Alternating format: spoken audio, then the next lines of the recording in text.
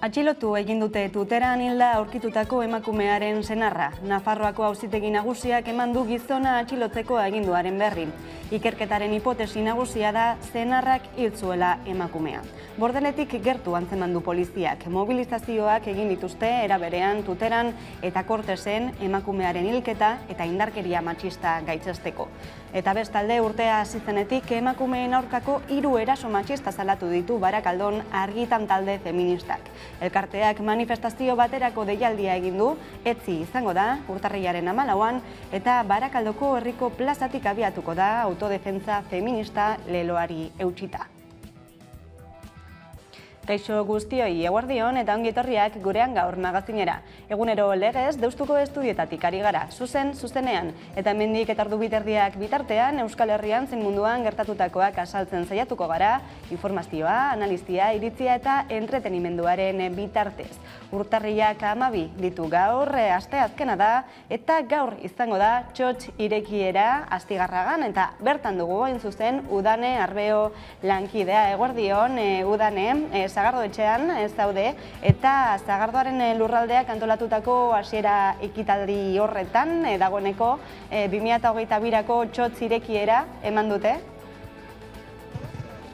Bai, batzuk esan bezala hemen aurkitzen gara, Astigarragan, Sagardo etxean eta Sagardoaren lurraldeak antolatuta 2022ko txotx denboraldia hasiko dute gaur hemen. Sagardogiak baikor ikusi ahal izan ditugu denboraldi berri honi ekiteko eta naiz eta gaur egun dauden neurri murriztaileak izan Sagardo etxean 2021ko uztaren ezaugarri nagusiak azaldu dituzte eta horien artean dira, uzta historikoa dela nabarmendu dute, 5 milioi kilo sagar bildu dituzte Euskal Sagardoa izeneko izendapen hori duen sagardogileek, eta iaz baino 3 bider gehiago da kopuru hori, aurtengo kopuru hori. Uztarekin 3,5 milioi litro sagardo egitea sagardo egin dute aurten, eta iaz urte nahiko eskasa izan arren, sagardoek sagardoa egitea lortu dute eta zikloa bete eta sagarrurtea tokatzen zela adierazi dute ekoizleek. Gainera sagardi berriak sartu dira produkzioan eta emankorragoak izan ohi direla gaineratu dute. Gauzak horrela, Gipuzkoan, Bizkaian eta Araban ostiral honetan ekingo diote sagardotegiek eta sagardotegiek ateak ostiralean irekiko dituzte.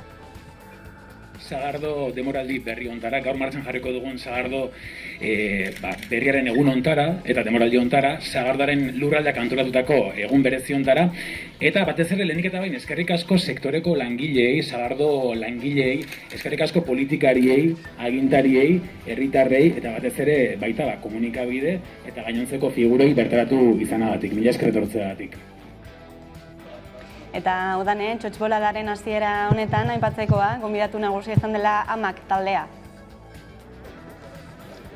Bai, alaxe da, Amak taldeko 4 kideek emango diote Sagardoaren denboraldi berri honi, bilbide luze eta oparoko 4 emakume trikitilarik osatzen dute Amak taldea, eta horiek dira Alaitz Teletxea, Maixa Lizarribarre eta Amaia Oreja eta Kris Solano. Horiek panderoak, soinuak eta ahotsak loturik aurretik zituzten taldetan ezagunak egin, eta orain Amak taldea osatu dute 4 emakume hauek, eta denboraldi berri honi ekiteko oraintxe bertan prentsaurrekoan daude, baina amaitzen hemen ikusten duzuen zulo honetan Amak taldeko kideek sagarrondoa landatuko dute. Hemendik minutu batzuk berri izango da, minutu batzuk barru izango da hori hemen, eta oraintxe bertan ikusteko aukera izango dugun.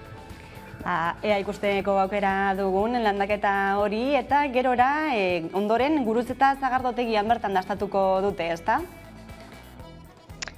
Bai, esan bezala, landaketa honekin amaitzean gurutze eta sagardotegira mugituko gara eta bertan txabalarpartarien deiarekin batera, sagardantza dantzatuko da hasieran eta ondoren gurutze eta sagardotegian bertan sagardogileek, amak taldeak eta sagardogileek eta amak taldeak sagardoaren denboraldi berri honi irekiera emango diote txotx deialdi txotxaren irekiera izango da bertan eta ondoren aforoak mugatuak izango dira eta gonbidatuek bazkaria izango dute bertan.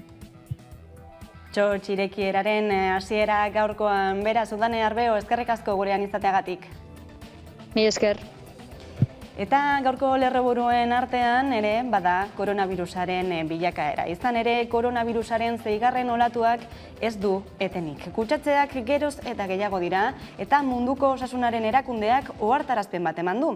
Omikronek Europako herritarren ehuneko 50 kutsatzuko dituela 2 hilabeteko epean. Bien bitartean gaur batuko da Lurralde Arteko Osasun Kontseilua eta besteak beste COVID protokoloaz eta irizpideei buruz eztabaidatuko dute. Era berean, Espainiako gobernuak ostegunean ezarriko du antigenoen autotesten gehienezko prezioa. Eta bien bitartean, Osakidetzako lehen arretaren kolapso egoera salatu dute, bai langileek eta baita sindikatuek ere. Pandemiaren aurretik datorren egoera estrukturala dela adierazi dute, baina hala ere ondorio larriak ekarri dituela pandemiak ere. Hau da, egoerak estanda egin duela adierazi dute sindikatuek. Horregaitik urtarrilaren 23rako manifestazioa antolatu dute Osakidetza indartzeko. Aiara de Urreta. Euskal Gehiengo sindikalak mobilizatzera deitu du Osakidetzako kolapsoa eta lehen arretako langileen gainkarga salatzeko. Hala, urtarrilaren 23an behar ginen egoera salatu ez ezik, neurriak eskatzeko ere protestak egingo dituzte Araba, Bizkai eta Gipuzkoan. Izan ere, Eneko Paskual labeko kideak egoera oso larria dela adierazi du.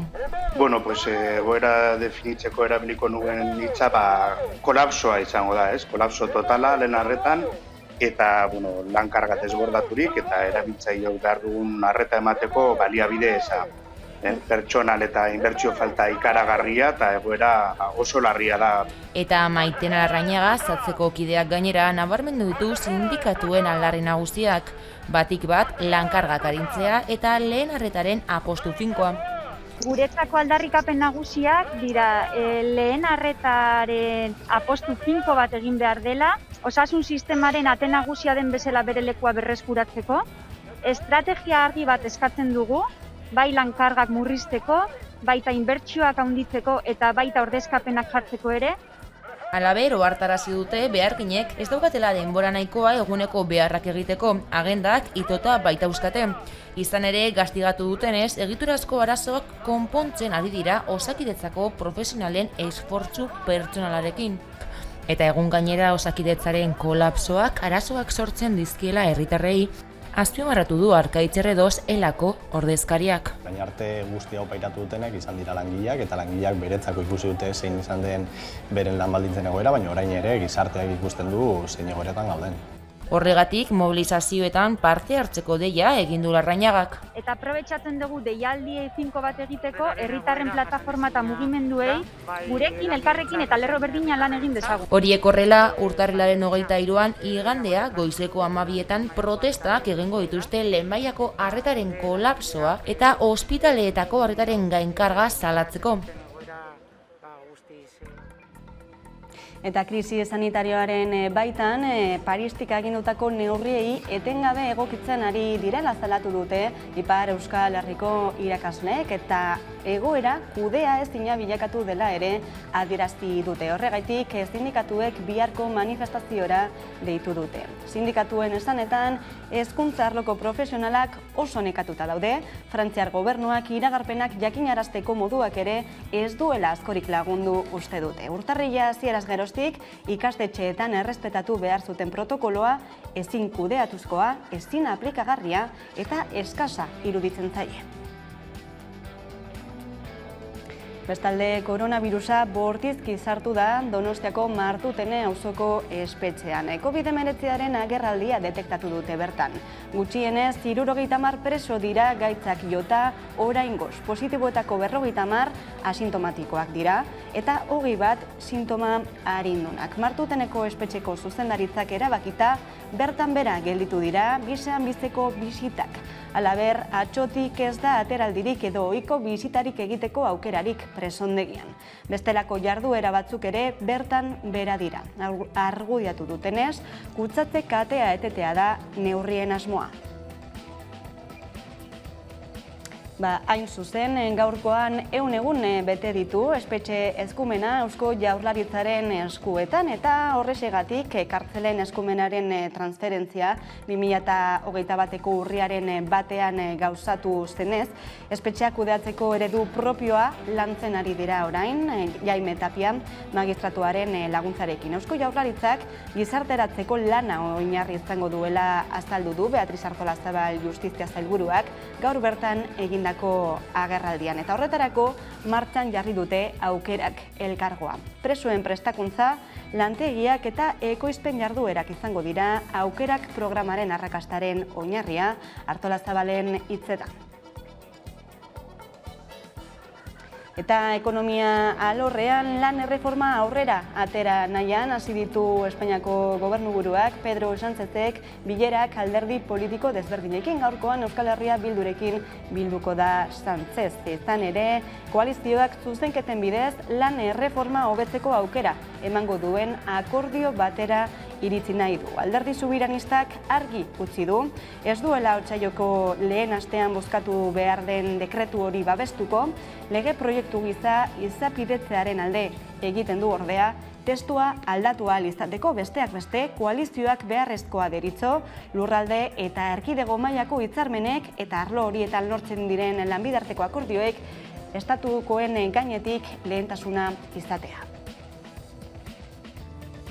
Eta Eduardo Zubiaurre, Confebaskeko presidenteak uste du denak daudela pozik bai patronala, bai sindikatuak. Eta ez dagoela arriskurik Espainiar estatuko itunak Euskal Herrikoen gainetik gailentzeko. Oso bestelakoa da Euskal sindikatuen irakurketa elak, hain zuzen ere lan erreforma hori kongresuan, diputatuen kongresuan ez bozkatzeko dei egin die, bai Eusko Alderdi Jeltzaleari eta baita ere Euskal Herria Bildu. Mitxel Lakuntza, ELA sindikatuko idazkari nagusia.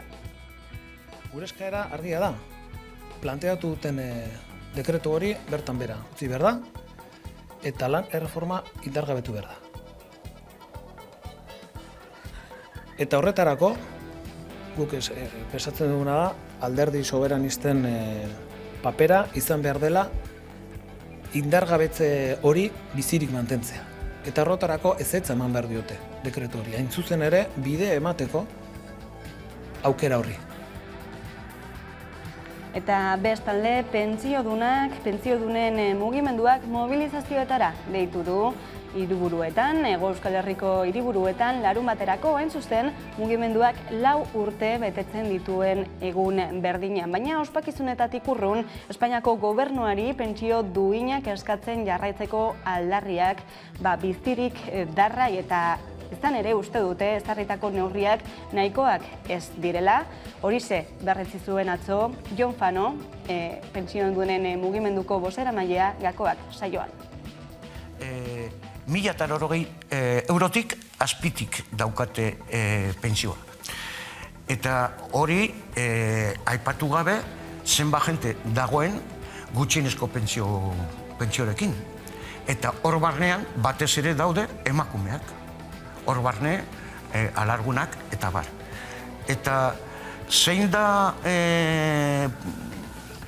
aplikatuko zaio gutxieneko pentsio hori? Normalean geratuko da, behin aktualizatuak, geratuko da 2022ko 710 eurotan. 710 eurotan.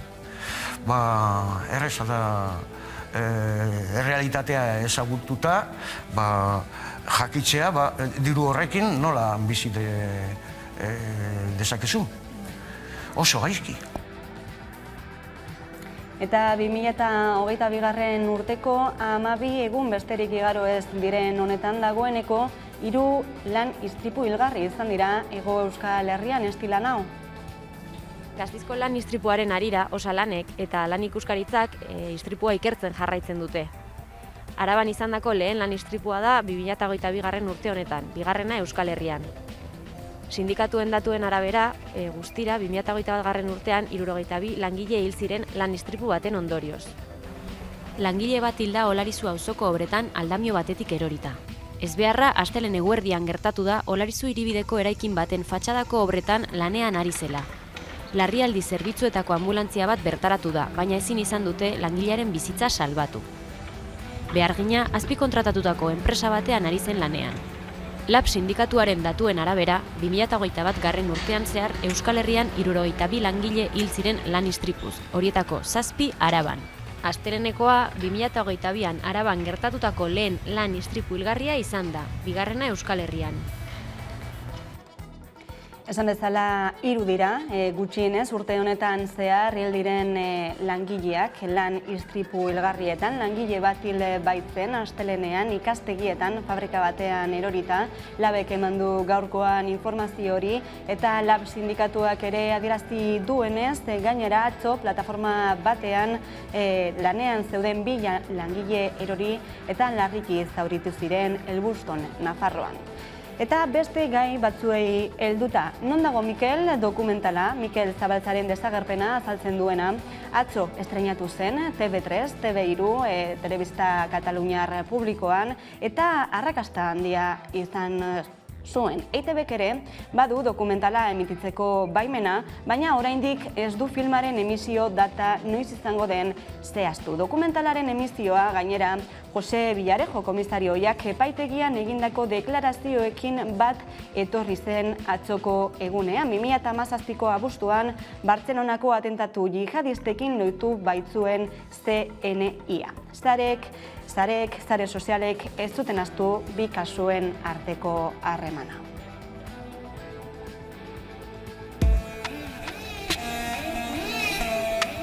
Urtarrilaren 18an erabakiko du Belgikako kasazio auzitegiak Valtonyken estradizioari buruz. 3 urte igaro dira Mallorcako raperoak Espainiak ezarritako 3 urteko espetxe zigorretik ihes egin zuenetik Belgikara, eta prozesu judizial luzearen amaiera iristen ari da. Espainiako koroaren aurkako irainengatik eta terrorismoa goratzeagatik kondenatu zuen Espainiak Valtonyk, bere kantuetako letrengatik. 2018an atera zen estatutik eta urte horretan bertan Espainiak eskatutako estradizioaren aurka egin zuen Belgikako justiziak. Ordutik, helegiteak etorri dira eta azken kolpea iazko abenduaren 28an hartu zuen Espainiak. Orduan eman zuen Kanteko apelazio auzitegiak estradizioaren aurkako azken epaia, baina oraindik ere kasazio helegitea jartzeko aukera zuen Espainiako justiziak, baita hori erabili ere. Apelazio auzitegiaren epaiak ezarri zuenez, Valtonykek Europar Batasuneko edozein herrialdera bidaiatzeko eskubidea berreskuratu zuen. Ara seré lliure a Europa, podré viatjar i se m'obrirà un món i denunciaré el que està passant a l'estat espanyol arreu d'Europa, no només des de Bèlgica, com ho he fet fins ara, i bueno, que pugui tornar a casa depèn de que l'estat espanyol vulgui avançar o no sobre el segle XXI i si respecta decisions de tribunals europeus. Orain, kasazio auzitegiak erabaki hartzeko data jarri du urtarrilaren 18an. Astearte honetan aldeak 40 minutu zentzun ondoren. Azken helegite honetan aldiz, prozesuaren formari erreparatu ahalko dio soilik kasazio auzitegiak eta ez abenduaren 28ko epaiaren mamiari. Hala, konfiantza azaldu da Valtonyk egunotan. Espainiako fiskalak kasazio helegitean erabilitako argudioak jada konstituzio auzitegiak atzera botatakoak direla iritzita. Edonola ere, egun gutxi barru emango du Belgikako justiziak eztabaida zabala sortu duen kasu honen inguruko azken hitza.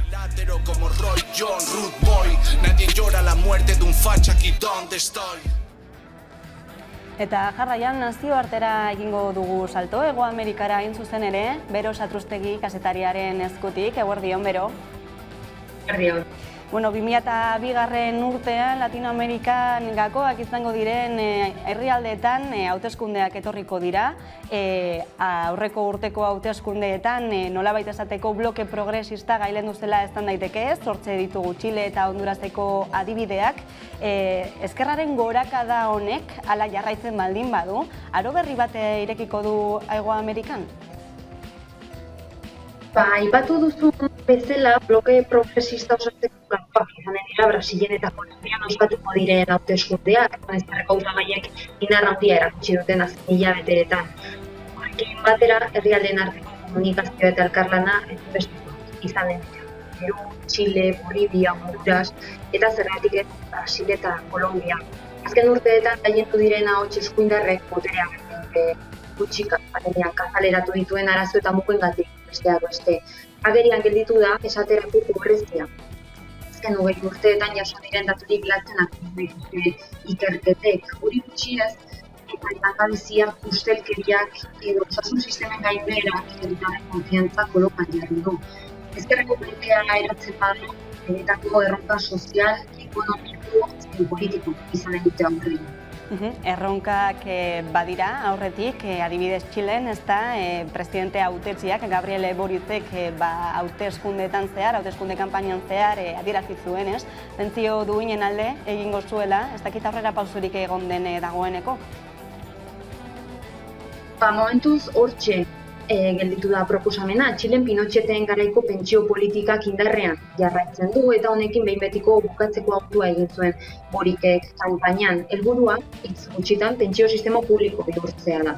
Horretarako AFP deituriko administrazioak bertan bera utziko ditu. Argi utzi du gainera herritarrek ez dutela orain arteko sistemarekin aurreztutako dirua. Eta gaiz aldatuta, abortatzeko eskubidearen argazkia zein da gaur-gaurko Hego Amerikan eta zenolako erronkak datoz, datorren urte honetan zehar, hobeto esan da? Latinoamerika bera bezain anitza da, abortuaren aferak eratzen duen argazkia. Uruguain, Puerto Rikon, Kuban legez onartuta dago abortua. Txilen oraindik hortxe dago proposamena, Piñerarekin etzen aurrera atera, baina ikusi beharko da Boricekin aurrera ateratzeko edo pausuren bat emateko aukera ote dagoen. Txanponaren beste aldean baina Dominikar Errepublika, Nicaragua, Honduras edo El Salvador ditugu kartzela zigorra ezartzen da. Azken honetan, El Salvadorren azken 20 urteetan 180 emakume espetxeatu nahi izan dituzte abortatzeagatik, baita modu naturalean gertatutako abortuen aurrean ere. Duela 2 aste eskas, El Salvadorreko autoritateek zailtasun ginekologikoengatik abortua sufritzagatik espetxeratuak zeuden 3 emakume aske utzi zituzten. Kanpaina herrialdeko mugimendu feministen bultzatu zuten. Nos faltan las 17 ere lope. Eta koronavirusari buruz ere hitz egin behar dugu, izan ere Omikron munduan zehar edatu da azken asteetan. Zer moduz dago egoera Hego Amerikan? Kontuan izan da baita ere herrialde askotara oraindik ere ez dela txertoa heldu? Herrialdeen artean desberdintasun nabarmenak dauden arren munduan txertatu gehien dituen eskualdea da Latinoamerika. World Data proiektuak argitaratutako ikerketaren arabera, biztanleriaren ia 74%ak jaso ditu bi txertoak. Europan ia 71%ak, benetan kontutan hartzeko egoera. Baina noski eskualde zabala da eta desberdintasunek badute tartea txertoak jasotzeko aukerei dagokienez. Herrialdeen arabera zenbaki dantza esanguratsua antzeman daiteke. Txilera txertatu gehien dituen herrialdea. Gainera txikiak txertatzen bakarrik ez, hasi dira 2. dosia ere jartzen, eta momentuz biztanleriaren 87%ak jaso ditu bi txertoak. Gertutik jarraitzen dio Kubak eta hurrenez hurren Uruguai, Argentina eta Ekuador ditugu. Badira baina 50%ra iristen ez diren herrialdeak. Bolivia, Venezuela eta Guatemala dira, zerrendan azkenak. Guatemalan adibidez biztanleriaren 27%ak soilik jaso du pauta oso. Bero Satruztegi ezkerrik asko, aktualitatearen errepasoa egiteagatik eta horrengo artean. Zuei eskerrik asko.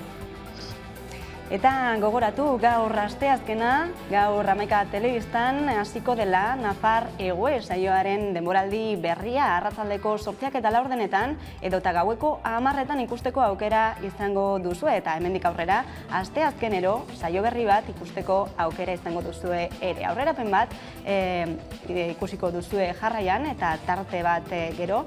Eta itzuliko gara segituan eguneko elkarrizketa nagusiarekin gaurkoan hemen platoan izango baitugu Ana Binaz, Elkarrekin Podemoseko bozeramailea Bilboko udalean. Orain arte. Kaixo Yasmin, gaur Ultzamaldea bisitatuko dugu. Nafarroa garaiko iparraldeko eskualdea da, Iruñeko merindadean kokaturik dagoena. Ultzamaldea 9 udalerrik osatzen dute, eta guk haietako 3 bisitatuko ditugu, Lantz, Ultzama eta Atetz.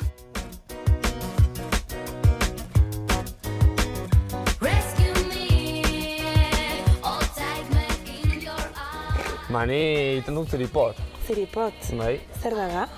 Bada hemen herriko leheno zegoen potolo bat, Aha. eta orain zinez potolori.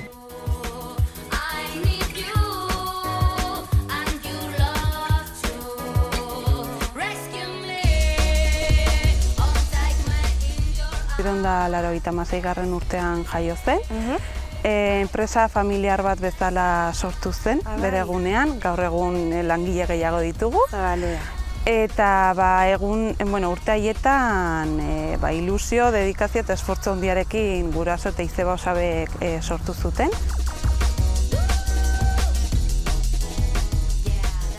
Hemen badaukagu baserri eskola, hau dena dela, gu animaleken, atzekalde hortan barraskilo proiektua, eta beste hortan gaztategi artesanala Mikaela.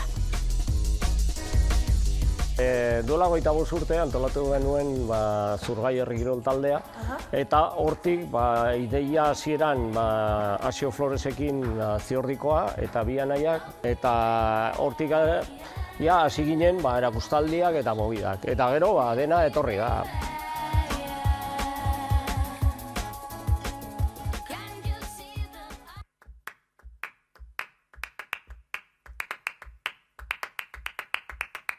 Gogoko dut esnatzean, eguzkiaren indarra, suzko bolaren azpian, dantzan eta matxinadan. Oraindik oroitzen ditu txorien kantuen doinuak oraindik abesten ditu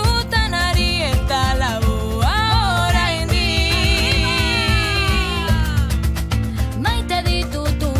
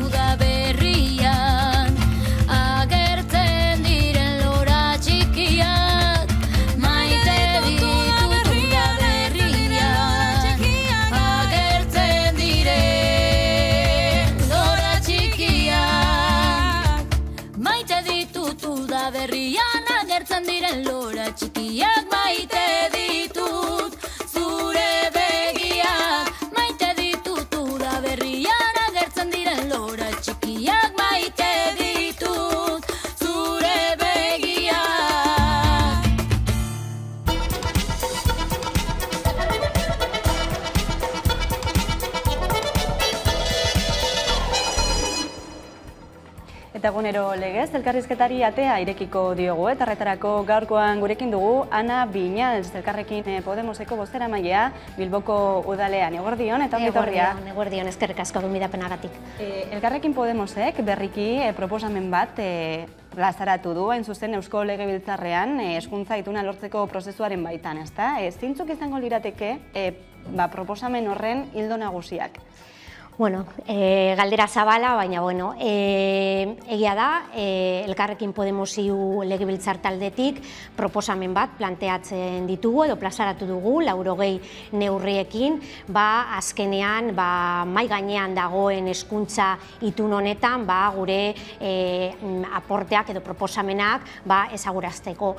Eta orain momentua da, hezkuntza komunitateak, agente sozialak, sindikatuek, alderdi politikoek, militanteek ere, ekarpenak egiteko. Hau da, dokumentu, abiapuntu bat, dokumentu oinarri bat, eta horretarako plazaratu dugu. Azken finean, hezkuntza ituna guretzat soziala izan behar da. Nahi dugu hezkuntza ituna alderdi politikoen artean bakarrik ez geratzea, horregatik nahi dugu hezkuntza ituna soziala izatea, eta helburua izatea hezkuntza ituna bat izatea, baizik eta prozesua irekia izatea eta gardena. Eta proposamenak, edo 80 proposamena edo dokumentua 3 helburu ditu. Lehenengoa segregazioari saihestea, arazo bat mai gainean dagoenean lehenengo gauza da aitortzea, eta hezkuntza sistemaren gainean segregazioaren arazoa daukagu. Bigarren helburua da, pentsatzen dugula etorkizuneko hezkuntza legearen erdigunea edo ardatza hezkuntza publikoa izan behar da. Azkenera da guztiona eta indartu eta babestu behar dugu. Eta hirugarrenik, eta esan dudan bezala, hezkuntza itunak, gure ustez hezkuntza ituna soziala izan behar da, eta gustatuko litzaiguke prozesu hori irekia eta gardena izatea. Aipatu dituzun erronka guztien horien artean, segregazioari aurre egitea egongo litzateke.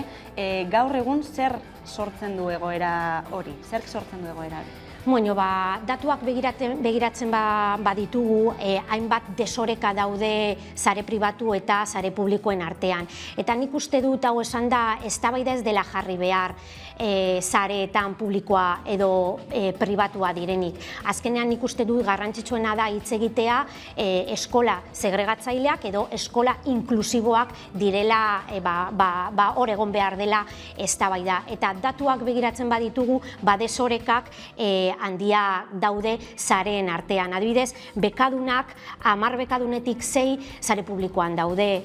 Etorkinei begira, sare publikoan pribatuarekin konparatuz bikoiztu egiten da. Edo behar bereziak dituzten ikasleek, publikoan 160 da, eta pribatuetan 140. Hau da, datuak plazaratzen digute kontestu bat desoreka handia dituena. Eta badakigu faktore ugari daudela segregazioaren atzean, eta 2 faktore oso garrantzitsuak direnak zenideen maila sozioekonomikoa eta jatorria. Orduan nik uste dut hezkuntza eredua guztiz aldatu egin behar dela, norabidea aldatu behar da, eta saiatu behar gara ikastetxeak, eskolak anitzak izatea, azken finean gizartea anitza delako. Eredu aldaketa bat aipatu duzu, muga bat jarri duzu, mugarri bat 10 urtetan publikotasunerantzako bidea lortzea. Hori da, gure helburua azkenean da hezkuntza publikoa hegemonikoa bihurtzea.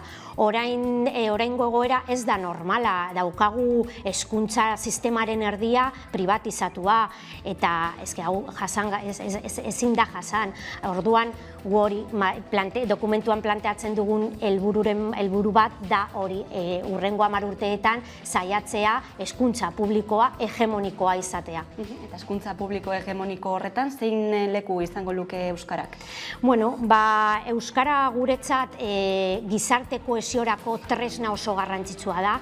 Euskara ez da segregatzailea, eta euskara daukagun altxorra da, euskaldunok daukagun altxorra da, eta ondare kulturala bat da. Horregatik euskara zaindu behar dugu, eta horretarako ere bai baliabideak jarri behar dira mai gainean. Baina arazo bat edo batzuk daukagu, baina arazo bat daukagu hizkuntz ereduei buruz hitz egiten dugunean. Eta gertatzen dela hizkuntz ereduak agortuta daudela, ez dutela funtzionatzen eta ez dute euskalduntzen. Azken finean, orduan guk planteatzen duguna da hizkuntza eredu bakarra, plurilenguea, malgua eta euskara ardatza izan behar dan. Azken finean, esaten duguna da hizkuntza eredua malgua izan behar dela, ze eskolak eta ikastetxeek egin behar dute beraien diagnostikoa eta gero hizkuntza eredua moldatu dituzten beharrei erantzuteko. Baina euskara ardatz izatea, azkenean Euskadin bi hizkuntza ofizialak ditugu, euskara eta gaztelera, eskubide linguistikoak bermatu egin behar dira, eta ez bakarrik hezkuntzaren esparruan edo arloan. Adibidez, Bilbon ez daukagu udal euskaltegirik, eta euskara doakoa izatea, ikasteko hori doakoa izatea, oso garrantzitsua da ere. Orduan, euskalduntzeari buruz hitz egiten dugunean, egia da, hezkuntzaren barnekaldean, hizkuntz ereduaren eztabaida daukagu, baina hezkuntza esparrotik kanpo hainbat neurri hartu daitezke. Eskakizun horretan beste eragile batzuekin bat egin duzue, baita ere beste alderdi politiko batzuekin, eskakizun hori diote euskara ardatz hartuko duen eredu bakarra, jartzearen beharrean. Uste duzue erreala izango dela horixe barne biltzea hurrengo hezkuntza legean? Nik espero dut baietz, azkenean nik uste dut bai Euskadin, bai Bilbon gehiengo bat dagoela, bai politikoki eta bai sozialki euskararen alde lan egiten dugunok. Orduan nik uste dut hor egongo dire eztabaidak, noski bakoitzak bere proposamenak edo bere ereduak maiganeratuko du, baina nik uste dut gehiengo sozial eta politiko bat dagoela euskararen alde. Aipatu duzu, eredu publikoaren alde egiten duzuela, hori azpimarratzen duzue bai proposamenean, bai adierazpenetan ere. Zer suposatuko du horrek? Azkenean, eta pandemian ikusi dugu, egoera txarrerantz jotzen denean, babesten gaituena zerbitzu publikoak dira eta hezkuntza publikoa da. Eta guk uste dugu ardatza, hezkuntza sistemaren ardatza, eskola publikoa izan behar dela guztiona delako eskubide edo aukera berdintasuna bermatzen duelako, eta oso garrantzitsua gizarte kohesioa, eta hori eskola publikoa eta hezkuntza publikoa bermatu egiten du. Horregatik ere proposamen artean planteatzen dugu finantziazioaren arloan barne produktu gordinaren 7% abiatzea. Hau da, gehiago inbertitu behar da hezkuntza publikoan, eta ez bakarrik gehiago inbertitu, oso garrantzitsua da inbertitzen dena ondo inbertitzea. Hezkuntzaren alorrean proposamenak plazaratu dituzue, baina ikastetxeei begira, egiturari begira, zer nolako aldaketak eman beharko lirateke baita ere? Egituren eztabaidari abiatuz ere bai planteatzen dugu hori infrastrukturen plana ere bai indartu behar da finantziazioarekin, ze Bilboren kasuan adibidez eskolak oso zaharrak dira eta inbertsio gehiago egin behar da arlo honetan. Patioetan, adibidez, hainbat gauzak egin dezakegu, eta justu Bilboko hurrengo udalbatzarrean, Elkarrekin Podemosetik, planteatuko dugu birnaturalizatzeko plan bat diseinatzea eta udal gobernuari eskatzen dugu. Zer da, denok dakigunez, patioetan edo eskolako barnekaldean hainbat espazio grisak daude, eta planteatzen dugu gune berde gehiago sortaraztea, eta pandemian hau ere, pandemia kontestuan oso garrantzitsua da ere, ze osasun gomendioak esaten digute gero eta denbora gutxiago pasatzea leku itxietan.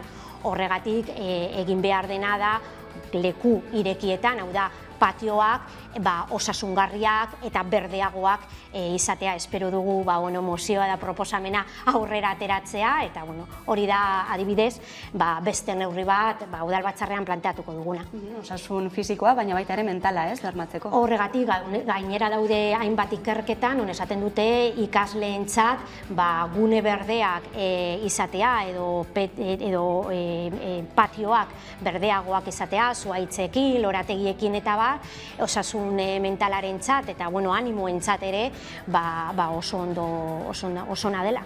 Pandemiaren testuinguruan batez ere, ez, azaleratu den gaia da hause. Kurtsoaren hasiera izan da aste honetan bertan Euskal Autonomia Erkidegoan, gainera protokoloak berriki aldatuta. Nola baloratzen dituzu aldaketa horiek? Egia da ziurgabetasun momentua bizitzen ari ditugula, egia da egoera oso aldakorra dela, zorionez asko dakigu edo gero eta gehiago dakigu birusaren buruz edo birusari nola aurre egin, baina batean sortu alda variante bat Omikron adibidez eta dena hankaz gora jartzen da. Orduan protokoloak egokitu behar dira, neurri batzuk mantendu aldira, beste batzuk indartu edo martxan jarri beste neurri batzuk. Baina nik uste dut eta oso garrantzitsua da kontuan izatea, orokorrean jendea oso nekatuta gaude eta protokoloak behin eta berriro aldatzen direla eta batzuetan ez zaude ziur zer egin aldugun edo ez. Eta nik uste dut horretan oso argiak izan behar garela. Atzo Bildarratz sailburuak atera zen esaten 3 ikasle kutsatuak brote bat izango dela. Eta gero, baina gero hori zein izango da brote horren ondorioa. Ikasgelak iztea, ez, berak esan zuen osiak eta ikastetxeek eta eskolak hartuko dute erabakia, baina zein irizpidea kontuan izan da. Ez dakigu ondo nola gauzaratuko den protokolo hori eta azkenean hori pintzatu familiarentzat ikasgelak izten badira, kontziliazio arazoak jartzen dira martxan eta nik uste dut hori protokoloak aldatzea normala dela, baina protokoloak argi eta garbi azaldu egin behar dira. Kontraesanak ikusten dituzu hartzen ari diren neurrietan? Batzuetan nik uste dut oso gutxi ikasten ari dugula, zer funtzionatzen duen eta zer ez duen funtzionatzen. Adibidez, evidentzia zientifiko asko ugari daude, aireztapen egokia den edo ez, horri buruz. Eta oraindik hezkuntzaren protokoloak aireztapenen kontuak gomendio bat bakarri da.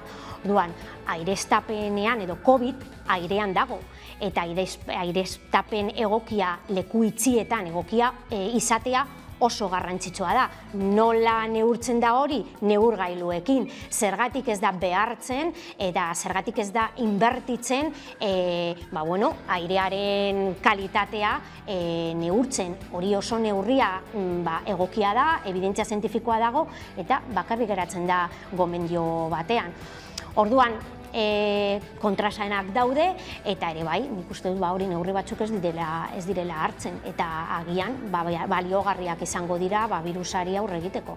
Aurren kasuan esaterako ikastetxeetan 6 urtetik gorako aurre guztiek musukoa erabili beharko dute bai barrualdean, bai patioan daudenean ere eta beste behin ere eskola kiroli gabe gelditu dira. Azken hilabetetan hainbatetan izan dut ere, azkenean umeak, gazteak izan dira pandemia honen kaltetuak. Lehenengo konfinatzen eta azkenak txertatzen.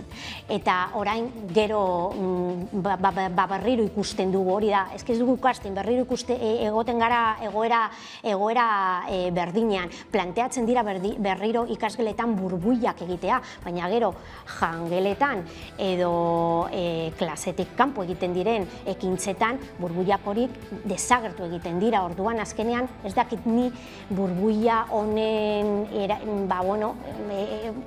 ondo etorriko dira pandemia hori aurre egiteko edo kutsatzeak jaisteko. Osakidetzan ere, behin positibo eman da, egin beharreko protokoloak aldakorrak dira, astetik astera. Zure ustez ekonomia gailentzen ari da osasungintzara? Nik uste dut, azken osasungintzaren arloan, hori azken protokoloa esaten du, positiboa zarenean ez duzula Osakidetzari deitu hori konfirmatzeko. Ez dut zentzurik ikusten horretarako, azkenean datuak izan behar ditugu. Gero, datuen kudeaketa edo komunikazio kudeaketa beste gauza bat da, baina nik uste dut osasun arloak eduki behar dituela, datu guztiak, pandemia nola doazen aztertzeko eta neurriak horren buruz, edo moldatu, edo neurri berriak jarri, edo ez. Eta azken finean, edo azken boladan ikusten ari duguna da autotestak egin behar ditugu, autorrastreoak, gure medikuak izaten. Gaur atera da justu berri bat, esaten 4,3 milioi euro gastatu ditugula zenideok edo pertsonak autotestetan. Eta nik uste dut hori Osakidetzak jasan beharko zuen. Eske azkenean jarri dute gure gainean pandemiari aurre egiteko neurriak. Eta zeri egozten diozu hori? Azkenean, autotesta guk erosi behar baditugu, hori privatizazioa da ere. Eta azkenean, Osakidetzan edo osasun publikoan ez baduzu inbertitzen, da osasun publikoa ez duzulako lehenesten. Eta azkenean, hor ikusten da, EAJaren kasu honetan, dagoen ideologia non osasuna baita hezkuntzaren arloan ere privatizazio dantz bideratzen dutela. Eta larria da, esan dudan bezala, gauzak txarto etortzen direnean edo pandemia bat agertzen denean, azkenean guztioi babesa ematen diguna da zerbitzu publikoak. Ze osasunaren egoera ez da berria, pandemiaren baino lehen egoera txarto zegoen, murrizketa askorekin, eta orain pandemiarekin gertatu dena da hori guztia evidentziatu dela. Hori zebera da baita ere, sindikatuek salatzen dutena, baita ere, batez ere lehen arretan, Osakidetzako lehen arretan. Bilboko eremuan zein da egoera? Txarra. Bilbo eremuan, eta nik uste dute Euskadin orokorrean lehen arreta gainezka dago, eta auzokideok jotzen dugun lehenengo atea gure ambulatorioa, gure lehen arreta ambulatorioak dira, eta gainezka daude, eta hori horregatik inbertitu behar da osasun publikoa. Adibidez, Eusko Legebiltzarrean emandako aurrekontuen eztabaidan Elkarrekin Podemosetik plazaratu genuen edo mahai gainean jarri genuen kaleratu ziren 4.000 osasun langileei berriro kontratatzea edo rastreadoreen plantilla igotzea, eta esan ziguten. Orduan Podemosetik jarri dugu martxan sinadura bilketa bat esateko hau ezin dela jasan, eta osasun publikoa eta Osakidetza indartu egin behar dela, eta sindikatuek aterako dira kalera, eta Bilboko auzokideek ere hartuko dituzte kaleak esateko osasun publikoa defendatu behar dugula. Auzokideek murrizketak salatzen dituzte, besteak beste Deustuko pakean gaueko arreta etenda dagoelako. Horregatik, ez da ulertzen, azkenean paka iztea edo pakak murrizten badira, nora joko dugu ospitaletara, eta ospitalak orduan kolapsatuko dira. Ez dauka zentzidurik gainera pandemia baten kontestuan, kasu honetan Deustuko paka hori murriztea. ez dugu lertzen. Eta baita ere, Bilboko Samur ambulantzekin zer gertatzen ari da?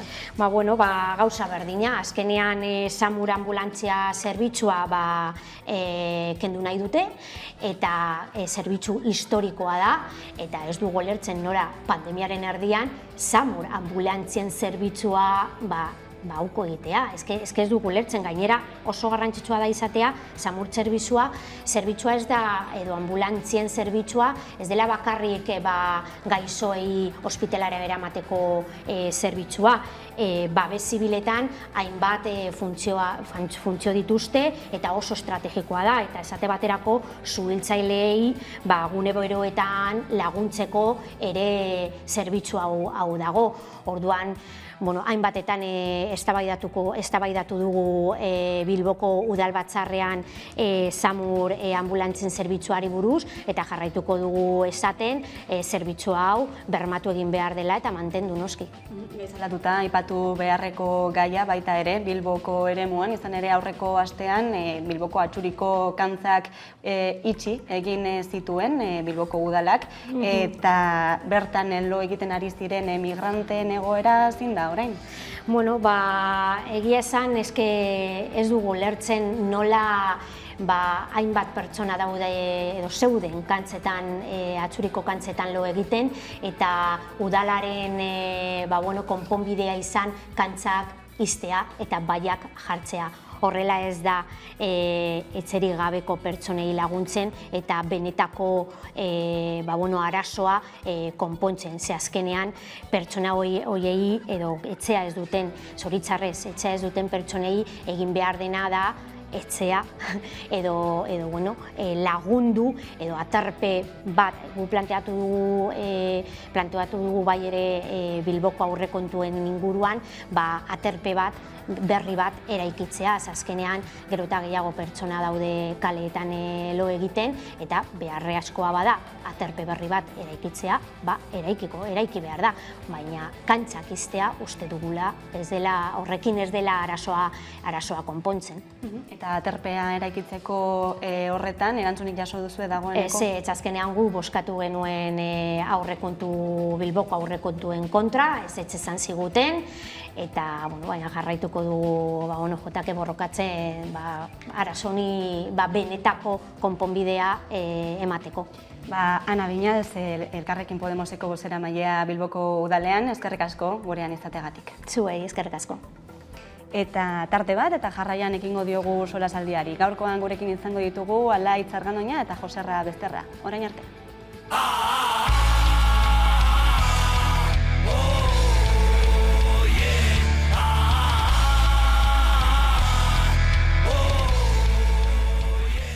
Urteotako isilunearen ondoren jarduerara itzuli zen iazko urte bukaeran Deskontrol arrasateko punk taldea, eta Inigo Muguruza musikariari omenaldia eginez bueltatu ziren. Abenduaren 17an Muguruzak 56 urte beteko lituzken egunean, Inigok berak sortutako Jose Ripiau taldearen bertsioa kaleratu zuen taldeak, eta diskoa prestatzen ari dela iragarri zuen.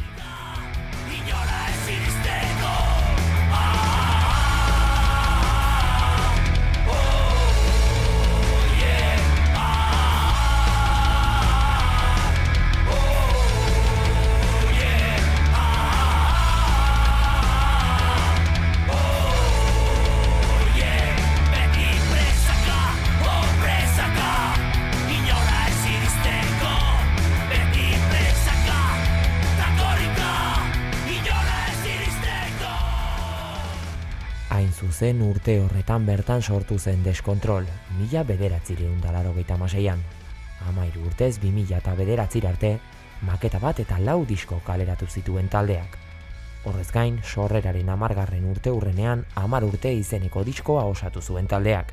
Euren ibilbidean eragina izan zuten musika taldeen bertsioek osatuta. Azken diskoa kaleratu zutenetik 12 urte igarota, iazko abenduan Instagram kontua ireki eta disko berri baten prestaketa lanetan ari direla jakinarazi zuen taldeak. Egun, lan horren grabaketaren amaia fasean dela argitu dute.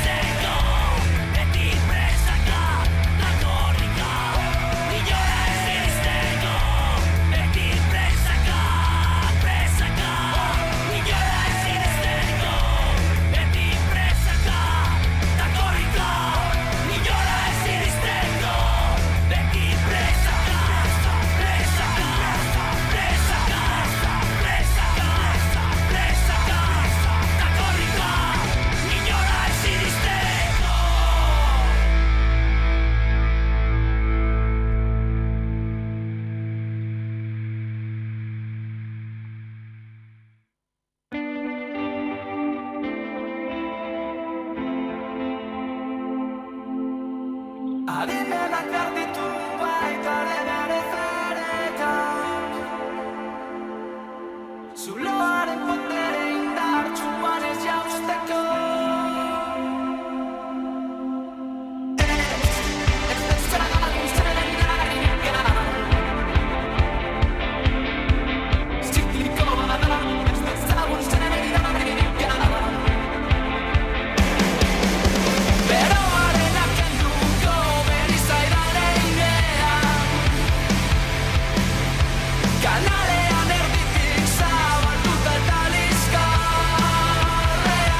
nabil. Ez dezagun zenarika.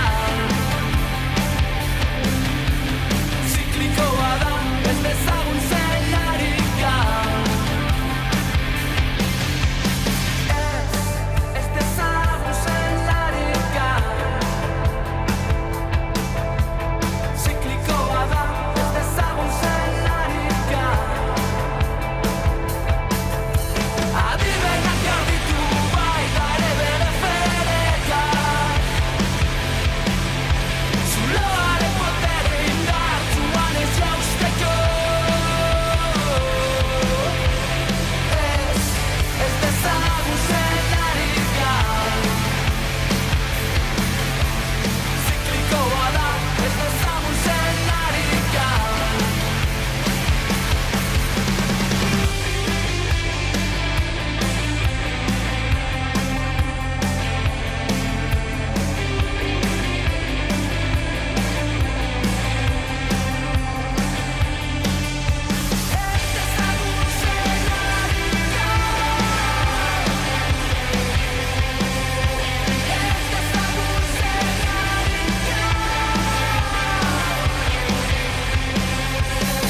Ziklikoa da, ez dezagun zenarika. Ziklikoa da, ez dezagun zenarika.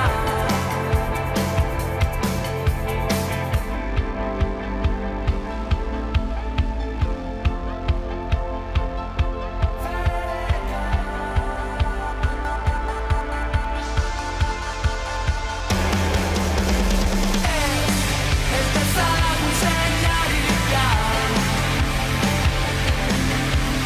Ziklikoa da, ez dezagun zenarika. Adimenak behar ditu bere fereka. Adimenak behar ditu bere fereka. Adimenak behar ditu bere fereka. Adimenak behar ditu bere fereka.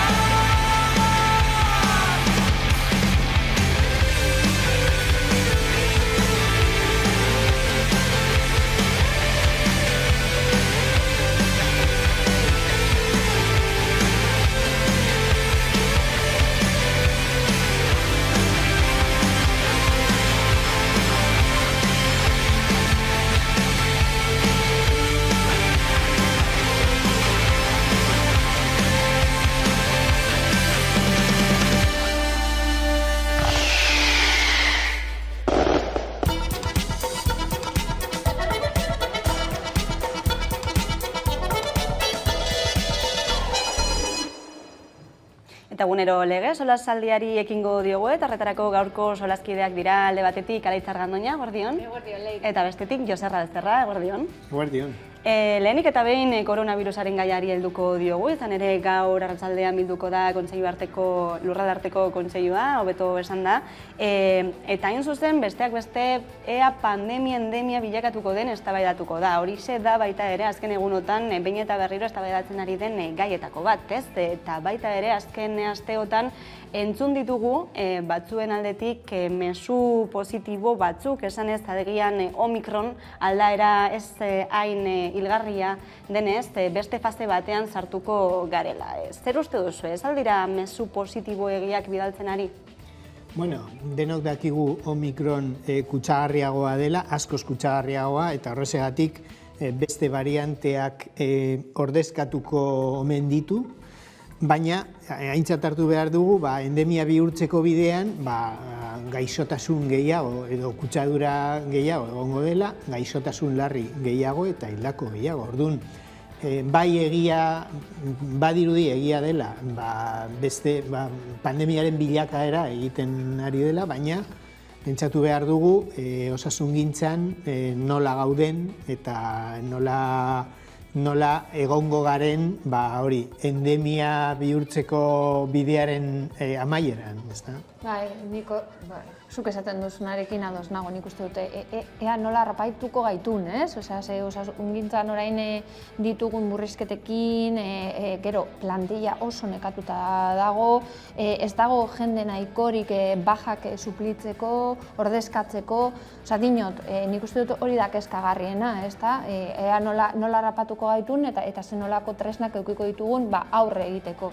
Orduan, bai, positibo agian bai, nik uste dut igual autokritika gehiago egin beharrean, egiten dutena da esantea, holako mezuak zabaltzea. Nik uste dut azken finean kontrasanak sortzen dituztela, eta gainera, alde batetik esaten baldin badigute hori autosuficienteak izan beharko garela, hori autotestak, autorrastreoak, autodiagnostikoak, esan nahi dut, aldi berean, mezu positiboak izan beharko dira, bestela, jendea bestela, irtengo zen kalera, aldarrikatzeko behar duguna, osasungintza publikoa presentziala eta duina. Gainera, mezu positiboak dira, ondorio arinagoak direla guretzat, baina osasungintzan lan egiten duten entzat, ondorioak beti izango dira larriak. Zuk aipatu duzu oso nekatuta daude, nekatuta daude, Osakidetzaren antolakuntza edo lehen arretaren antolakuntza bertan bera geratu da, eta hankaz gora dago. Astero aldatzen dizkiete protokoloak jendearen aurrean egoteko, orduan ikuspuntu horretatik ondorioak ez dira arinagoak izango. Eta pentsatu behar du, geure osasun aldetik, igual ondorio arinak dira, baina oro har geure gizartean ez dira hain arinak izango. Eta gainera batzutan ahazten ditugu, esaten dugunean gure gizartea, krisialdi mundiala denez, irtenbidea mundiala izan beharko dela, dinot. Eta horretaz ez dugu hitz egiten, ezta?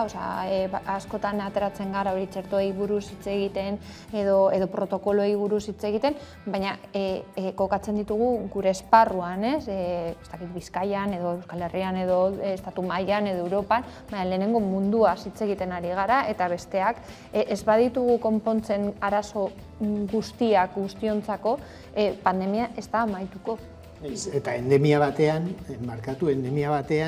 ere pikoak gertatzen dira. Gripearekin nabaritzen ditugu, eta piko horiekin, pandemikoak ez izatea, baina endemikoak izaten osasungintzan ondorioak eta islada badaukate. Osasungintzaren lehen arretako egoera salatu duzue, eta horixe bera ere salatu dute hainbat sindikatuk, horregaitik deitu dute manifestaziora urtarrilaren 23rako, entzun ditzagun Arkaitz Herreros, elako ordezkaria, eta baita ere Eneko Pascual, lab sindikatuko ordezkaria. Orain pandemiaren ondorioz ikusten ari gara zein egoeratatik gatozen, ez? Egoera hau, adibide moduan, 2019an 3 greba egun deitu genituen lehen arretan salatzeko bereziki egoera oso larria zela. Beraz hor ikusten da egoera nola estrukturala den, eta orain pandemiarekin ikusten da nola guztiak estandu duen. Bueno, egoera definitzeko erabiliko nuen hitza kolapsoa izango da, ez? Kolapso totala lehen arretan, eta lan karga desbordaturik eta erabiltzaileok behar dugun arreta emateko baliabide eza. Pertsonal eta inbertsio falta ikaragarria eta egoera oso larria da baita ere espezializatuan. Ospitaleko presio asistentziala izugarria da, eta guzti honi erantzuteko Eusko Jaurlaritzak errezeta bakarra da langileak esprimitzea, ez? Eta, ikusi dugu langile eventual prekarioak maltratatzen dituela, kaleratu eta gero langile jubilatuak lanera deitu, edo praktikan daudenei lana debalde egitea eskatu. Guztia onartezina da, eta 2 urte ondoren fisiko eta mentalki oso ikututa dagoen plantilla puntilla ematea da erabaki hau.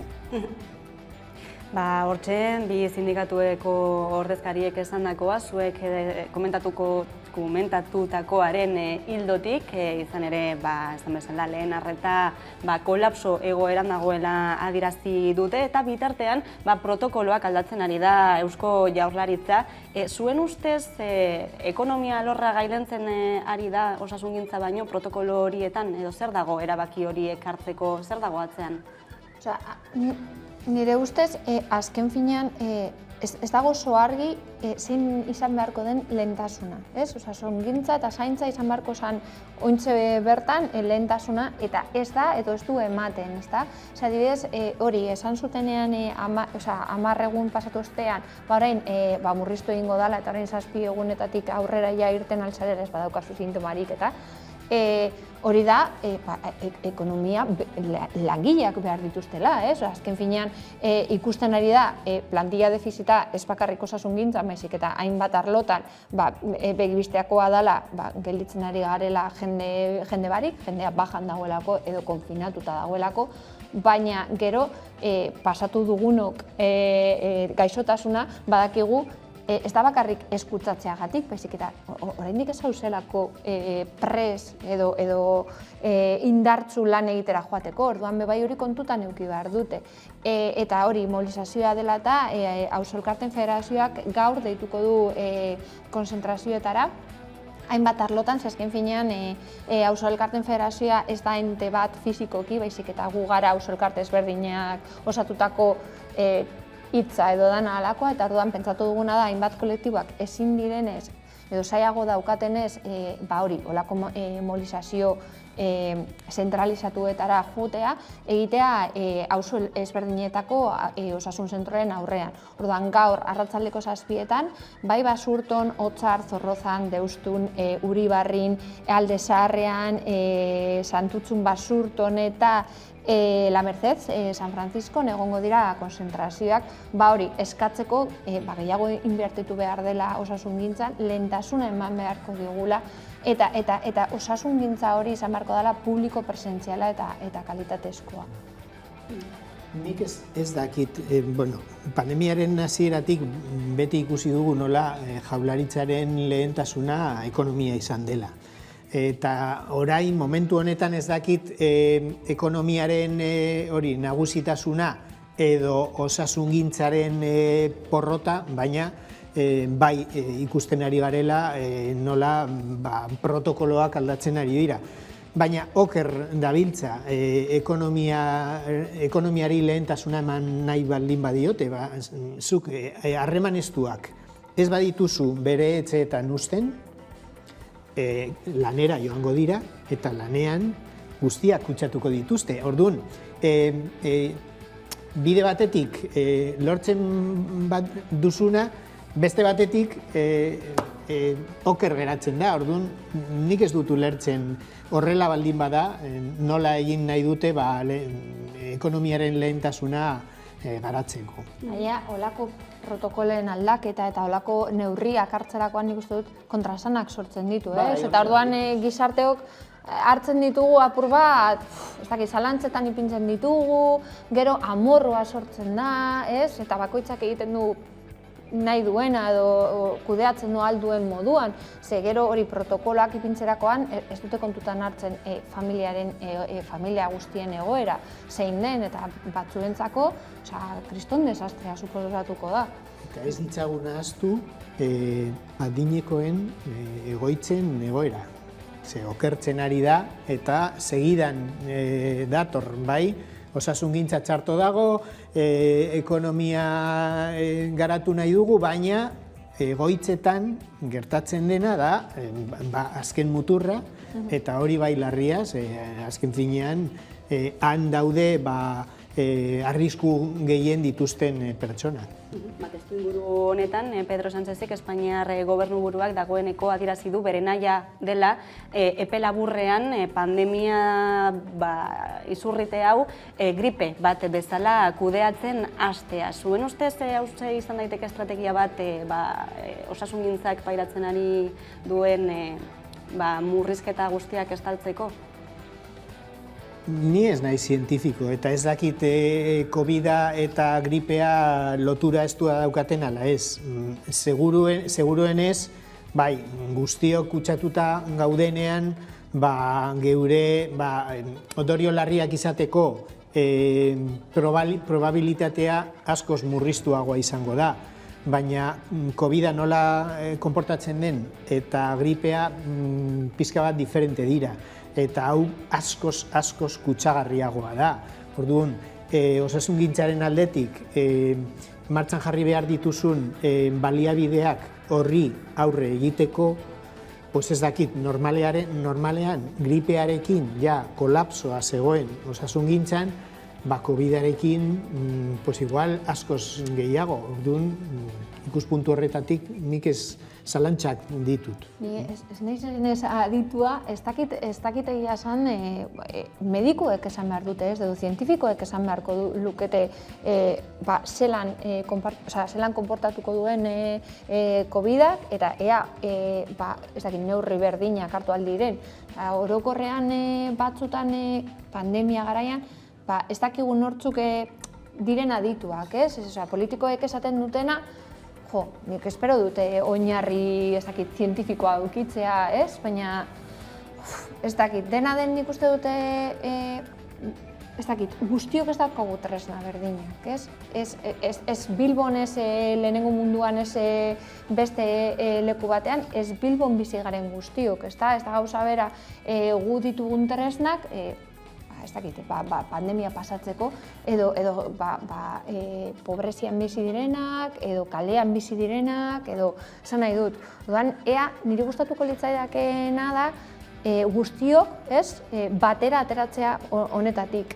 Eta nik uste dute horri buruz itzein beharko genuela, eta ez hainbeste gripe edo ez dakiz zer, baizik eta guazen irtetzera guztiok batera krisialdi, osasun krisi honetatik, ez?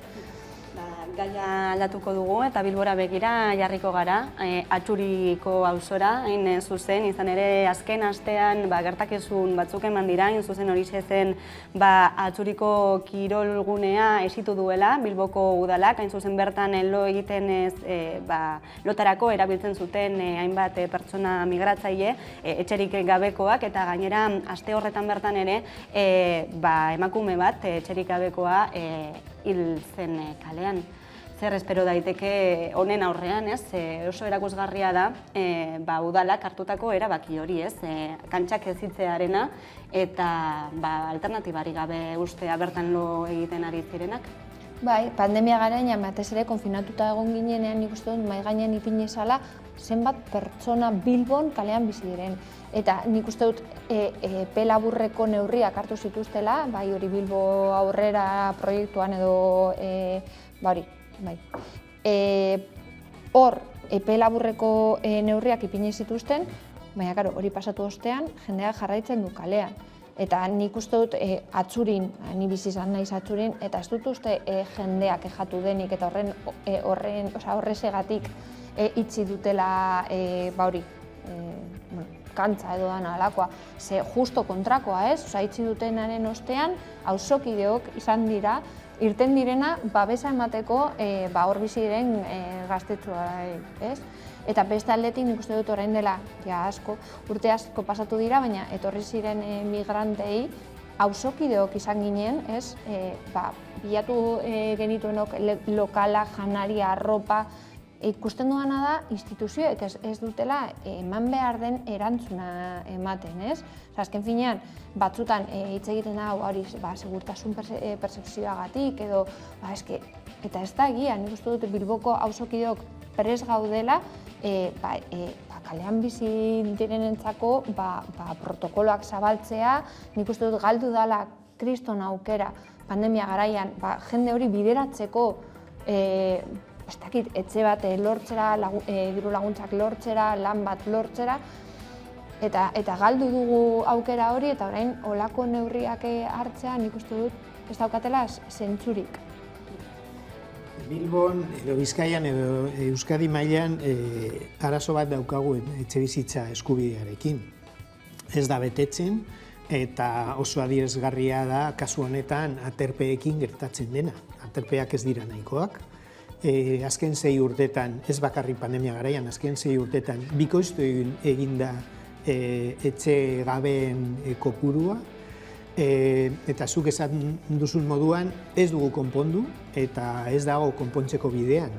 Eta gainera horri lotu behar diogu gazte migratzaileen egoera, adingabeak direnean baliabideak badaude, baina 18 urte betetzen dituztenean kalera joaten dira eta gizarte moduan aukera izugarri bat galtzen dugu gazte horiek sartzeko gizartean, ze beti hitz egiten dugu gizarte zaharkitu batean bizi garela, eta hor daude gazteak eta kalean uzten ditugu. Inolako babesik gabe, inolako aterperik gabe, eta nik ezin dut ulertu. Gaia, migranteak izateagatik nik uste dut muga gehiago dituztela, bai etxe bat lortzeko, alokatzeko, bai diru laguntzak eskatzerako orduan, bai lana bilatzerako orduan, eta gero hori, etxegabekoak direna nik uste dut perfila aldatu dela, ja ez da gizon bat, menpekotasunak dituztenak edo arazo mentalak dituztenak, ez, gaur egun ia kalean bizi direnak dira gaztetxoak, migranteak, eta batzutan tabu bat da, baina familiak, ez?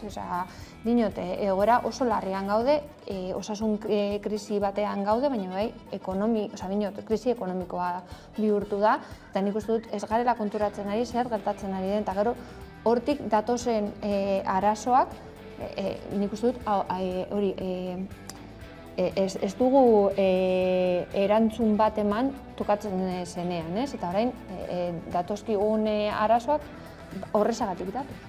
Bai, eta gainera ez ditugu babesten, ez ditugu laguntzen, baina gero, gazte horien artean eredu edo adibide arrakastartsuren bat agertzen baldin bada, bai egunkarietan agertzen dela, begira, kirolaria da, ez dakitze ez da, baina ez ditugu babestu, ez hori bakarrik baizik eta multzo osoa, hau da, guztiak bizitza arrakastatsu eduki ahal izateko. Beste gai bati ere helduko diogu gaurkoan, pilpilean dagoen gaia da, horixe da makrobehitegiena, izan ere Alberto Garzón, Espainiako Kontsumo Ministroak jarri du gaia mahai gainean, bulo bat tarteko, baina tira, makrobeitegietan zentratuko gara gaurkoan, izan ere Euskal Herrian dugu Europako handiena, hain zuzen Kaparroson, Nafarroan, zer suposatzen dute horrelakoek? Bueno, denok dakigu abeltzaintza industriala ez dela iraunkorra, kutsadura sortzen du eta animalien ongizatea ez da babesten. Baina kontua da, ministroak aipatu ditu arazoak, baina ez du aipatu zer egingo dute horri aurre egiteko. Eta Nafarroan gauza bera, Kaparrosoko abeltzaintza hor dago, esplotazioa hor dago, eta Nafarroako legebiltzarrean denak jarri dira ados Voxen kontra joateko, baina zer egiten du Nafarroako gobernua Kaparrosoko esplotazio horrekin amaitzeko? Diru publikoa eman dio, 2 milioi euro, diru publikoko 2 milioi euro eman dio Nafarroako gobernua esplotazio horri. Eta zer egiten dugu hori kalean edo hiritarrok denok dakigu, igual denok ez dakigu, baina Kaparrosoko esplotazioak esnea sortzen du, kanpofrioko pitxa merkeak egin ahal izateko. Eta nork erosten ditu pizza horiek? Nork erosten du janari merkea esplotazio horietan sortutakoa? Guztion artean. Nik uste dute azken finean hori, mahai gainean ipintzen dana da, produzitzeko era aldaketa bat behar dugula eta kontsumitzeko era. Eta kontsumitzeko horrezak. Azken finean gu gara bezeroak, ez? Eta nik uste dut bezero moduan batzutan daukagu botere gehiago pentsatzen duguna baino, ez? Zer kontsumitzen duzun, zuk esaten duzuna, ez? Eta horren nik uste dut markatzen duzu muga. Eta gero beste aldetik zuk esan duzuna, ez? Zenolako ondorioak dakarren olako makro enpresan. Eta hirugarren gauza, zuk aipatu duzuna bai da, gardentasuna, zenbat dakigu horretaz, ez? Argi, informazio nahikorik daukagu, gu bai erabakitzeko ze kontsumitzen dugun, batzutan ez dakigu, ez? Orokorrean. Eskutatzen da, normalean. Eta gero zen nolako lanpostuak sortzen dituzte olako, dana, nik uste dute, hau da nire iritzi pertsona, nik kontra jarriko nintzateke, eta hori, nik uste dut neurriak ipini beharko direla, eta inbertitu egin behar da, eta diru laguntzak eman beharko baldin badira, ez justu haiei baizik, eta txikiko enpresei edo esplotatzailei edo dana alakoa. Azken finean, hori da modan dagoena, orain ez, kilometro zeroko janaria kontsumitzearena, horretarako neurriak ipini behar dira eta inbertitu egin beharko da. Produkzio eta kontsumoera aldatzearen beharra aipatu duzue eta kontsumoeretara begira ez, haineratuta dagoen haragiaren industria hori, haragia jatearen ohitura, baita ere esnea jatearen ohitura horiek ere aldatu beharko lirateke, izan ere asko gara munduan eta eredu hori aurrera ateratzeko, bestela horrelako makrobeitegiak beharrezkoak izango dira. Azken finean nik uste dut, askotan hitz egin dugu hemen, ez? Zenbat energia kontsumitzen dugun, zenbat plastiko kontsumitzen dugun. Azken finean hori mundu osoa egiten baldin badu, mundua pikutara doa. Hori argi daukagu dinot. Orduan, nik uste dut aldatu beharko genukela gure kontsumitzeko era, gure produzitzeko era, gertatzen dena da, oso individualistak garela eta oso eskuitziak zentzu horretan, ez? Bakoitzak bere bizimodua aldatzeko ez gara, ez gaude prez, ez? Hori behintzat nik ikusi dut pandemia garaian, hainbat bizitzeko era, ez? Edo aisialdian, edo jendea moskeatzen zen eta bakarrik eskatzen zizuten ez joatea poteatzera, edo ez egitea, eta ez gaude prez aldaketa txiki eta nimino hori egiteko, pentsa ezazu, hitz egiten baldin badugu zenolako gauzak kontsumitzen. Hala ere, askotan fokua jartzen da kontsumitzailearen gana, baina era berean horrelako makroindustriak, makrobeitegiak mugatzeko politikoki ezin da ezer egin, ezin da neurririk hartu, izan ere badakigu beraien produktuak ez direla osasuntsuak, baita ere kaltegarriak direla ingurumenarentzat, kontsumitzaileak arazoaren zati bat izango da, baina politikoki ere neurriak hartu beharko dira, ez? Baina gauza bera, ez? Eta lehentasuna kontu bat da, ez? Zer ipintzen duzu aurra, ekonomia, edo osasungintza, edo ingurumena, zaintzarena? Horrezagatik nik aipatu dut, gobernutik edo garzon ministroak, aipatu ditu zeintzuk diren esplotazio horien arazoak. Baina berak eta gobernuak, Espainiako gobernuak edo Nafarroako gobernuak zer egingo du horri oztopoak jartzeko. Ez justu kontrakoa egiten dute, 2 milioi euroko laguntza diru publikoa. Eman baldin badio Nafarroako gobernuak, diru hori ez da joango esplotazio txikien jabeentzat. Azken finean, esplotazio nagusi horretan edo erraldoi horretan ekoizten den esnea, beste modu batean edo modu sakabanatu batean lortzeko aukera baldin badago, baina diru laguntzarik gabe ezin dute lehiaketa batean sartu txikiak kaparrosoko esplotazio horrekin, ezta? Orduan, diru hori bideratu behar da laguntzeko txikiak eta ez handia, baina justu kontrakoa da. Ni ardura ipintzen dute, nik uste dut daukatela instituzioek. Nik esaten dudana da, kontsumitzaileen moduan boterea daukagula. Ez ardura guztia.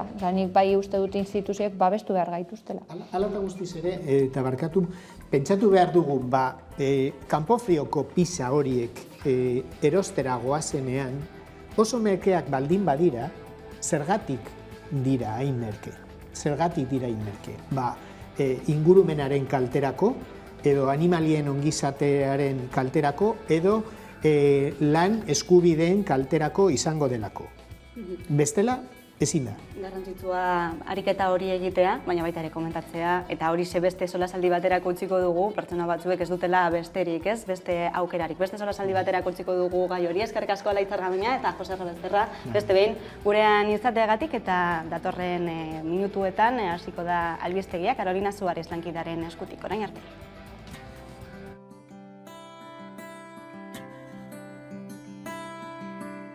Kutsadura zantzu arriskutsuak eragin ditu Aragoi ibaian Kaparrosoko makrobeitegiak. Egitura erraldoiak kudeatzen duen Valle de Dieta SCL-ek bere gain hartu ditu inguruko landa lursaiak zabortegi gisa erabiltzeko eta azpiegituraren aurka agertu dira Kaparroso, Marzilla eta Lesbeseko hainbat eragile eta herritar. Greenpeacek adierazi duenez, pixor isurketa masiborrek kutsatzaile honen errek handiak eragiten ditu eta horrek inguru giroan sortutako kalteak azaleratu. Javier Charral Alnus Marzillako kidea da. Este tipo de instalaciones se procesan los purines de sus vacas y también no solo los purines de sus vacas, sino residuos orgánicos que vienen de otras partes de la comunidad y no solo de la comunidad, también de todo el estado. Animalien gorotzak oso aberatsak dira nitratoetan, eta industria abeltzaintzan bezala kantitate handietan ekoizten direnean, eta lurretan kontrole gabe isurtzen direnean lurzoruentzako eta urentzako pozoi bihurtu daitezke izaki biziduenengan kalteak eraginez, pertsonengan barne. Se produjeron unas cascadas de unos vertidos, no sabemos muy bien de qué, y entonces bueno, saltaron las alarmas y a partir de ahí pues se empezaba a estudiar y analizar el asunto y ver en qué medida la afección, hasta dónde llega la afección. Azterketa horrek erakutsi du Aragoi ibaikurak nitrato eta bestelako gaien neurri esanguratsuak dituela eta arrisku mailatik gertu dagoela uraren kalitatea. Ibaiak garrantzi handia izan du eta badauka eskualdeko herritarrengan. Kutsadurak eta ustiaketa ereduak ere eragin handia dute tokiko ekoizle txikiengan. Hala ere baikor dira eskualdean ikusten baitute herritarrak kontzienteak direla ekoizpen txiki, jasangarri zein ekologikoen onurez. Que no beneficia a nadie y bueno, yo creo que tiene fecha de caducidad porque no hay quien soporte la macroexplotación tanto de animales como de la tierra, ¿no? Elikadura burujabetzak landa garapenarekin zerikusi zuzena du, landa eskualdeak elikatuz eta beraztuz sistema egonkor eta jasangarrian. Pues creo que es hacia donde tenemos que ir, ¿no? Que hacia un sistema agroecológico que los propios productores y productoras pues decidan sobre cómo van a producir y sobre cómo lo quieren vender. Makrobeitegiak aldiz kolokan jartzen du lurren kalitatea eta horrek arriskua du tokiko ekoizleentzat. Horregatik azpiegitura erraldoiaren aurka agertu dira ere. Erakunde ekologistak oso kezkatuta agertu dira Valle de Dieta enpresaren delitu jokabideagatik eta azken isurketengatik ingurumenean kalte larriak eragin baitituzte. Gobernuari eskatu diote haren esku hartzea. Kaixo denei, Fran Urias nauzue, Zelanda musika taldetik, hementxe Beriain magaletik, Amaren balkoitik, Amarena kantua aurkezteran atorkizue, bizi musika saioko lagunentzat, Hamaika telebistantzat, eta animatzen zaituztet, saioa ikustera, Zelanda taldea jarraitzera, gure musikaz gozatzera, eta laster berri gehiagokin etorriko gala. Besarkada bat!